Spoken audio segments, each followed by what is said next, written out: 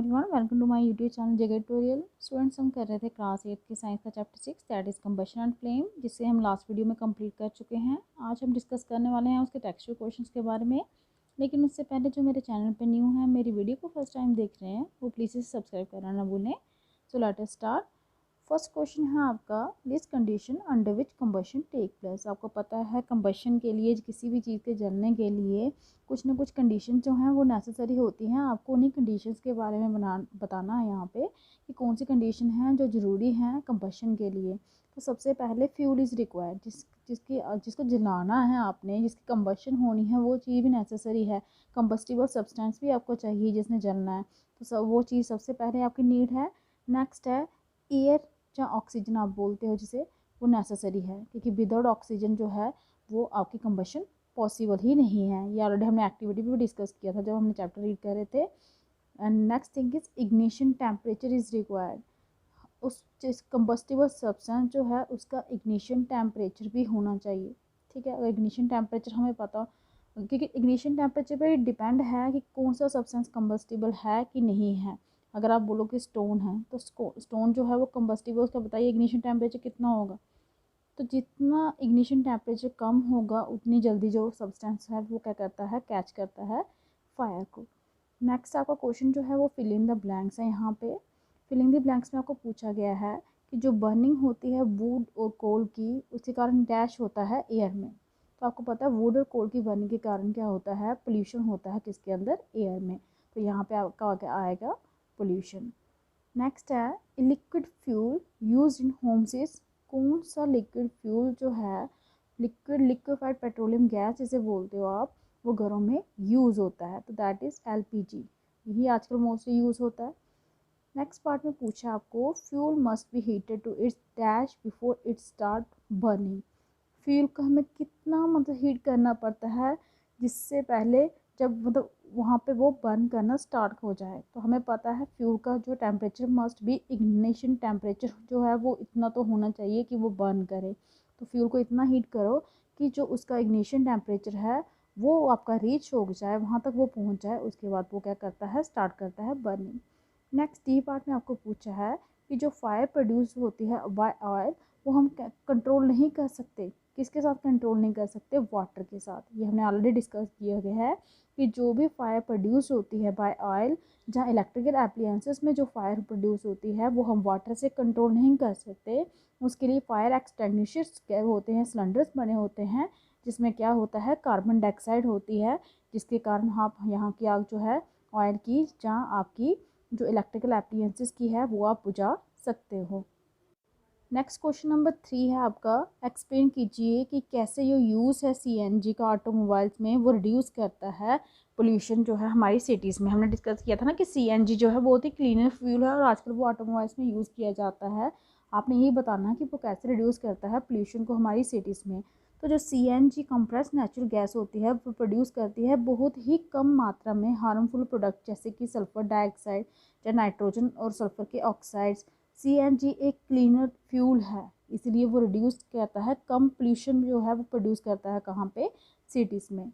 Next आपका जो fourth question है, यहाँ पे आपको बोला गया है कंपेयर करना है एलपीजी एंड वुड को एज ए फ्यूल।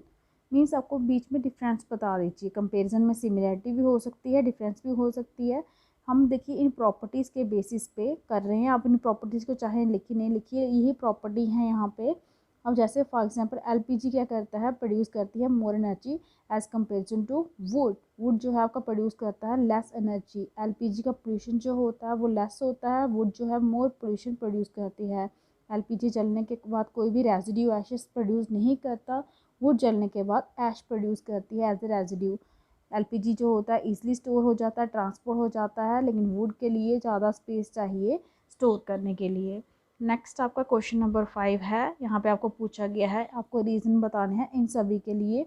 ऑप्शन है, फर्स्ट ऑप्शन में बोला है water is not use to control fire involving electrical equipment. Water का यूज़ नहीं किया जाता कहाँ पे, कंट्रोल करने के लिए फायर, यहाँ पे इलेक्ट्रिकल इक्विपमेंट हो, बिजली का सामान हो जहाँ पे, वहाँ पे। क्योंकि आपको मैंने ऑलरेडी बताया हुआ अपनी वीडियो में कि जहाँ पे इलेक्ट्रिकल इक्विपमेंट होते हैं वहाँ पे शॉर्ट सर्किट हो सकता है। तो अगर आप वाटर का वहाँ पे यूज़ करोगे कंट्रोल करने के लिए फायर, जहाँ पे क्या होगा, इलेक्ट्रिकल इक्विपमेंट होगा, तो वहाँ पे कंडक्ट कर रहे हैं वो इलेक्ट्रिसिटी, और हार्म हो सकता है, नुकसान हो सकता है उसके फायर के कारण, इलेक्ट्रिकल शॉर्ट सर्किट हो जाता है। बस मेन रीज़न यही है यहाँ पे, क्योंकि वाटर जो है वो कंडक्ट कर लेगा इलेक्ट्रिसिटी, जिसके कारण शॉर्ट सर्किट हो जाएगा। नेक्स्ट आपको बोला है कि एलपीजी जो है वो बेटर डोमेस्टिक फ्यूल है वुड से। तो वुड से इसलिए आपने ऑलरेडी कंपेरिजन किया है, एलपीजी गुड फ्यूल क्यों है, क्योंकि ये आसानी से मिल जाता है, इट इज़ चीप, और अगर ये जब जलता है आसानी से, तो आसानी से जल जाता है और प्रोड्यूस करता है बहुत ज़्यादा अमाउंट में हीट, और जलने के बाद कोई भी रेजिड्यू, कोई भी एशेस जो है वो पीछे नहीं छोड़ता, तो ये क्लीनर फ्यूल हो जाता है, इसीलिए इसको यूज़ किया जाता है, ज़्यादा बेटर है किससे, would say. Next C part में पूछा गया है, जो पेपर जो है by itself catches fire easily, paper जो होता है वो कैच कर सकता है खुद से फायर इजी, जबकि पीस जो पेपर का है वो रैप हो अगर एलुमिनियम पाइप पे तो वो नहीं करता। देखिए पेपर सिंपली आप कैच कर सकता है फायर, क्योंकि पीस ऑफ पेपर जब आप रैप करते हो किसी एलुमिनियम पाइप पे तो वो खुद ब खुद कैच नहीं कर सकता फायर, क्योंकि जब इग्निशन टेम्परेचर जो पेपर का था वो तो लो था, लेकिन जब वही पेपर आपका रैप हो गया एलुमिनियम के पाइप के ऊपर तो उसका इग्निशन टेम्परेचर किसके साथ मिक्सअप हो गया, एलुमिनियम पाइप के साथ, तो इसलिए वो इजीली जो है वो कैच नहीं कर पाता फायर। कहने का मतलब है अगर एक सेम पेपर है, आप अगर वो क्या करता है ईजिली क्या करता है कैच कर सकता है फायर, आप सनलाइट में छोड़ दीजिए गर्मियों के दिनों में पेपर को, तो वो देखेंगे थोड़े दिनों के बाद शायद ज़्यादा सनलाइट में वो खुद ब खुद जल जाए। लेकिन वही पेपर अगर आपने एलुमिनियम की पाइप के ऊपर अगर उसको रैप किया है, लपेटा है, तो वो नहीं जमेगा, जलेगा खुद ब खुद, क्योंकि उसका जो इग्निशन टेम्परेचर है अब बढ़ गया है, किसके कारण, एलुमिनियम पाइप के कारण जिस पे उसे लपेटा गया है, इसलिए वो अब ईजिली कैच नहीं कर सकता फायर खुद ब खुद। नेक्स्ट आपका क्वेश्चन नंबर 6 है, आपने लेबल डायग्राम बनानी है कैंडल के फ्लेम की। तो हमने ऑलरेडी डिस्कस किया था आपने जब वीडियो में लास्ट में कि आपको पता है अलग अलग जोन्स होती हैं कैंडल फ्लेम की, outer zone, inner zone, middle zone, hottest part, ये सब हमने डिस्कस किया हुआ है। यही आपने इसमें दिखाना है, ये आपकी वैक्स कैंडल है, ये सबसे इनर मोस्ट जोन है, ये मिडल जोन है और ये आउटर जोन है, ये सबसे हॉट पार्ट होता है, ये मीडियम हॉट होता है और ये सबसे कम होता है इनर मोस्ट वाला, ये ज़्यादा गर्म नहीं होता। बस इसी तरह से आपने लेबल करके डायग्राम बनानी है जोन्स ऑफ कैंडल फ्लेम।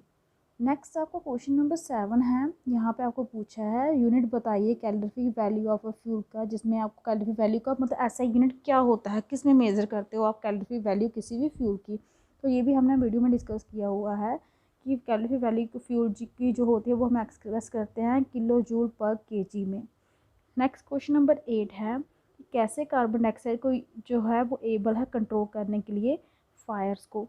देखिए तो हमने ये भी डिस्कस किया हुआ है कि जो कार्बन डाइऑक्साइड होता है वो हैवी होता है ऑक्सीजन से, और वो कवर कर लेता है फायर को लाइक ए ब्लैंकेट, और जो कंटेक्ट होता है बिटवीन द फ्यूल और ऑक्सीजन वो उसको काट देता है, उनके दोनों के बीच में कोई लिंक नहीं रहता। जब ऑक्सीजन का फ्यूल के साथ कोई लिंक ही नहीं होगा तो फायर जो होगा वो कंट्रोल हो जाएगा।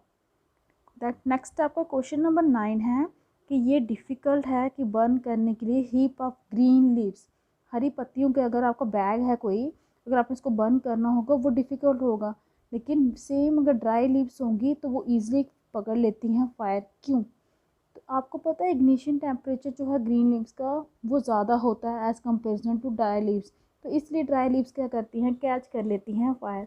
तो इग्निशन टेम्परेचर आपको ग्रीन लीव्स का ज़्यादा क्यों है, क्योंकि ग्रीन लीव्स के अंदर अभी क्या होगा, वाटर प्रेजेंट होगा, जिसके कारण उसका इग्निशन टेम्परेचर जो है वो बढ़ जाता है, और ड्राई लीव्स में वाटर होता ही नहीं है, जिसके कारण ड्राई लीव्स का टेम्परेचर जो होता है इग्निशन टेम्परेचर वो कम होता है। नेक्स्ट आपका क्वेश्चन नंबर 10 है, उसमें पूछा है कौन सा फ्लेम की कौन सी जोन है जिससे जो गोल्ड स्मिथ होते हैं, सुनहार जिसे बोलते हैं, वो यूज़ करते हैं मेल्ट करने के लिए गोल्ड और सिल्वर, और क्यों। तो हमने ये भी अपने वीडियो में डिस्कस किया हुआ है कि गोल्ड स्मिथ जो होते हैं वो आउटर मोस्ट जोन है फ्लेम की, उसको यूज़ करते हैं मेल्ट करने के लिए गोल्ड और सिल्वर, क्योंकि मेल्ट करने के लिए गोल्ड और सिल्वर ज़्यादा हीट चाहिए, और ज़्यादा हीट जो है हॉटेस्ट पार्ट कौन सा होता है वो आपकी आउटर मोस्ट जोन होती है, ठीक है। तो वहाँ पे कम्प्लीटली कंबशन हो चुकी होती है फ्लेम की, वो सबसे ज़्यादा हीट प्रोड्यूस करता है।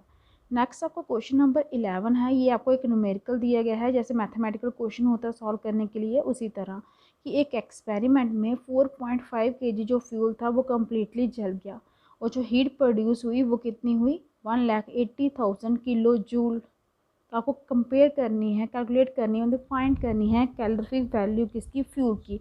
तो कैलोरी वैल्यू आपकी किसकी इक्वल होती है कि कितनी हीट प्रोड्यूस हुई है divide by mass of fuel. आपको पता है ना कैलोरी वैल्यू किसकी आपने यूनिट किया था, किलो जूल पर केजी। तो वो कैसे आता है, हीट बाय मास। हीट भी है आपके पास, मास भी है, जब इनको दोनों को डिवाइड करोगे तो आपका आएगा 40,000 किलो जूल पर केजी। ये कैलोरी वैल्यू है उस गिवन फ्यूल की जो एक्सपेरिमेंट में यूज़ किया गया है। नेक्स्ट आपका क्वेश्चन नंबर 12 है कि क्या जो प्रोसेस है रस्टिंग की उसे हम कंबशन कह सकते हैं, डिस्कस कीजिए। नो, रस्टिंग जो है वो बहुत ही स्लो प्रोसेस है as comparison to combustion. Rusting जंग लगना, जंग लगने का मतलब कंबशन होना थोड़ा ना हो गया। वो जो हीट इवॉल्व होती है कंबशन में वो ज़्यादा होती है as comparison to rusting. Rusting में होने से कोई हीट तो ना प्रोड्यूस होती है, लेकिन कंबशन में तो आपकी हीट प्रोड्यूस होती है।